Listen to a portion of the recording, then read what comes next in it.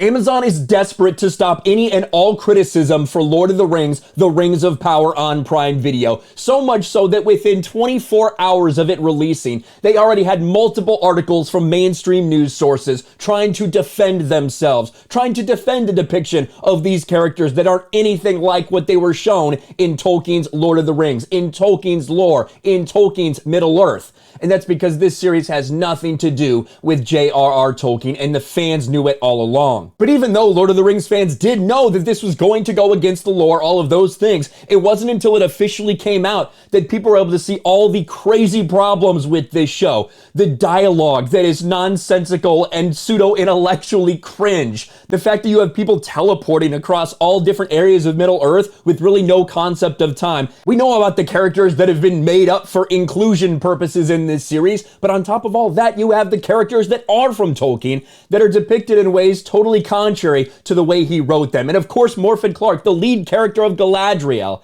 is a completely and totally unlikable bitch in this series. That's your main protagonist. So with all of these problems people are having, it's no wonder that the backlash is so real. Yet you had so many articles like this. The Rings of Power star Morfydd Clark defends Galadriel as an action hero, because it's normal for something like this before even it's been out for a day. They have to go to the press, they have to go to the mainstream media and release these things to stop the backlash, to try to defend themselves. And of course, the mainstream media is willing to play right along with it. A racist backlash to Rings of Power puts Tolkien's legacy into focus. But it's very clear the fan base does not like this. We've seen the score on Rotten Tomatoes as they continue to fight with fans, as they continue to purge hundreds and hundreds and thousands of negative reviews. It's still sitting at 37% on Rotten Tomatoes. Isn't that funny? And even worse and more disingenuous than that, Amazon said that they weren't going to let you review it for 72 hours. They would not let you review Rings of Power for 72 hours to stop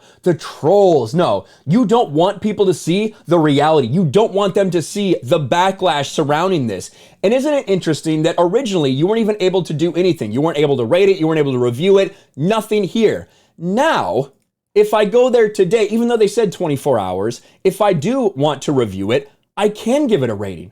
I can give it a star, but you can't see what anyone's saying. You can't see how many there are. You can't see how the score is changing. Why would they do something like that? After saying you won't be able to review it for 72 hours, why are they now allowing you to rate it, but you can't see it?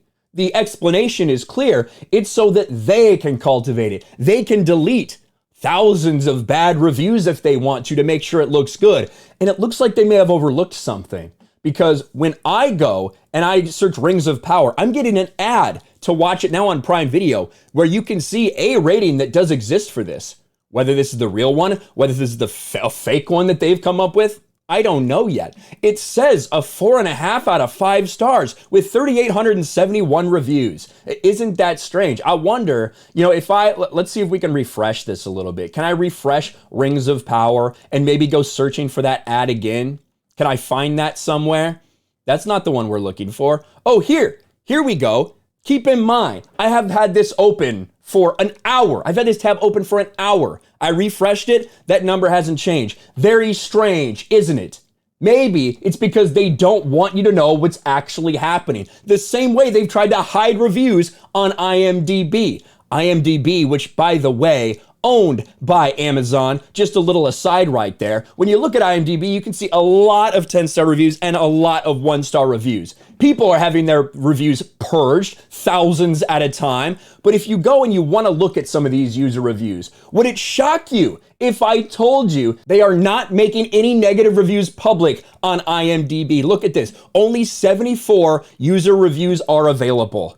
And of course, I can sort by helpfulness, I suppose. This is the most helpful, the one that only 1/3 of people thought was helpful, a 7 out of 10. It is not bad fan fiction, nor a true faithful adaptation, but worth a watch. Here's a 6 out of 10. 1/3 of people found that to be helpful. 10 out of 10. 1,000 out of 3,500 people found this to be helpful. So when you see these things, 6 out of 10, 10 out of 10, 9 out of 10, 10 out of 10, 7 out of 10, 6 out of 10, 10 out of 10, 9 out of 10, 10, 7, 9, 8, 10. All of them are positive, right? None of them are less than a 6.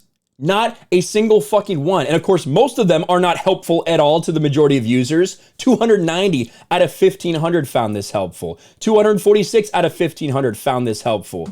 Everyone is bashing this and saying this is not a helpful review. This is not the way I interpreted it. But if you want to search, I can show you what the lowest review on here is. Let's go by reviewer rating. Lots of 10s, none of them were found helpful. If I flip it around, the lowest review that IMDb is allowing to be public is a 6 out of 10. That's it. They are hiding the bad reviews. They are deleting a ton of negative reviews as well. The only site that I have seen, that I haven't seen anything just being blatantly flat out fucking deleted because it's negative, is Metacritic. This is it. This is the only one. Right now sitting at a 2.4 out of 10. That seems to be, I'll be honest, if I were to collect everything we've seen, all the deleted reviews from Rotten Tomatoes, the hidden reviews from IMDb, all this stuff, I think this is probably closer to an accurate score in terms of the fan backlash. Are there a lot of fake 1-star reviews out there? Yes. Are there a ton of fake 10-star reviews out there? Abso-fucking-lutely there are. On both sides, you know that's coming out right now. But the fact that Amazon is going to lengths to not show you what the score is, to not show you what it is so you can't see that they're manipulating it behind the scenes.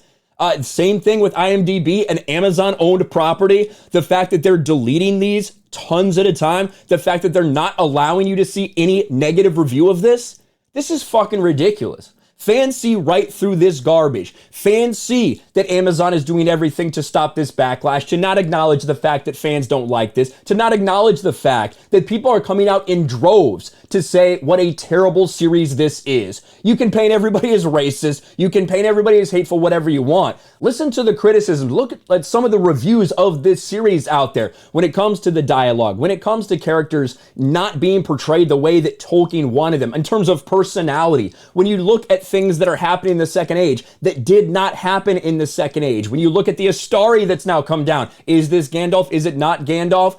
All of these things put together, 95% of it has nothing to do with the diverse casting decisions that they've made. Yet that's how they want to present it. It's just racist trolls. That's why there's backlash. No. People do not like this series for a variety of reasons. And Amazon and the mainstream media and everyone closely connected to them is doing everything they can to hide it. At the same time, fans are still pushing through. Fans are still making their voices heard. Amazon will not win this one. It's not going to go down without a fight from Tolkien fans. Let me know your thoughts in the comments below. Smash a like button, subscribe to the channel, ring the bell for notifications, share this video out there, and I'll talk to you later. Thanks for watching, everyone. And a huge shout out to my patrons. I appreciate you guys so much. Want to follow me on Twitter or Instagram? Check out the description below. You'll find links to my P.O. box and my Patreon as well. And I'll talk to you guys later.